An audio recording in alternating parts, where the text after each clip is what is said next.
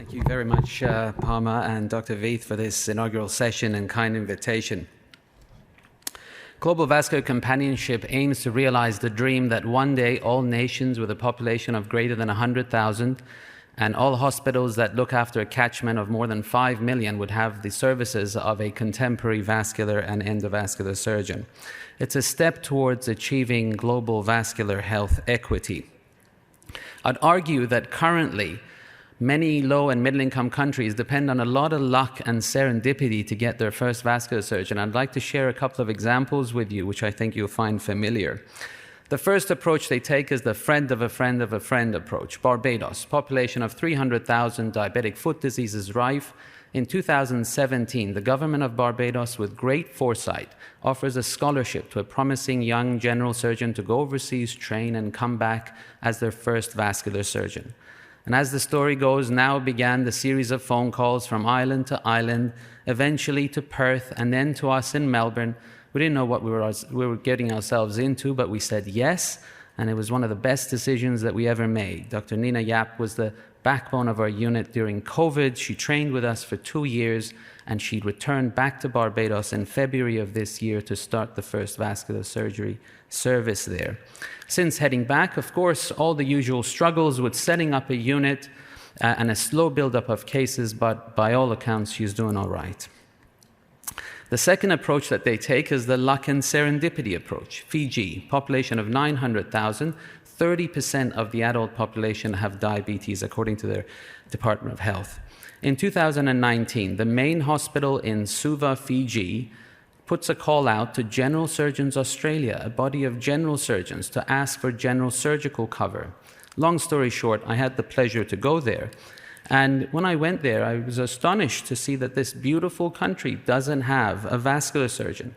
And there began our companionship. We've had online teaching, we've had remote proctoring of cases, and after 3 years of work, it's with great pleasure that I announce that our fellow has arrived from Fiji in August of this year to start his 2 years of training. This is the WhatsApp link that we've been using to connect with the unit in Fiji, and it has now 35 participants from multiple specialties. Now, you might ask, what's the surgical setup in these hospitals? And I would say that the infrastructure is pretty good. They've got cath labs, they've got excellent surgical instruments, they've got ICU, CT scan. And really what we're finding in both of these examples and many others that we came across is that vascular surgery seems to be the straggler among the mix of specialties when it comes to these developing countries.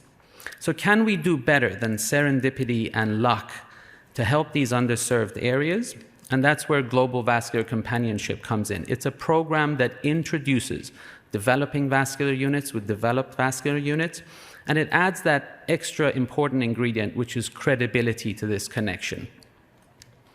Now, once matches have been made, we don't micromanage that relationship. Some may choose to do online teaching, some may choose to go on missions there, and some may choose to offer post-fellowship training. It all starts with a mentor and a mentee. Who are mentors? Us. Contemporary vascular surgeons with good standing in their societies and their institutions. And the mentees are generally young general surgeons who aspire to become vascular surgeons and offer general vascular surgical services in their hospital. And for a lack of a better analogy, we're the matchmakers between them. We have an online expression of interest form that once filled by the mentors and the mentees will go to the Global Vascular Companionship Executive that is supported by the NZSVS, and then promising candidates are then forwarded to the World Federation for approval as companions. What happens after I fill the expression of interest form? Well, you're expressing an interest. It's not a commitment.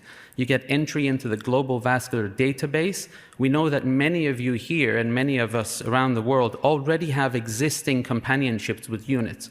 Please tell us about it so we can capture these and also use them to inform others. And of course, you'd be in the pool to be offered mentees for companionship as they arise. And finally, on a personal note, I have to say that this sort of work had brought myself, my colleagues, my family great pleasure, and I really wish the same for all of you. I'd like to thank everyone who's put their time here, and many of us are here in the room, Dr. Shah, Dr. Clem Darling, and many of our colleagues, Prem Gupta, who are here, and I'm sorry if I have not mentioned your name here, but a lot of people have put their time here, and I thank you all. Thank you very much.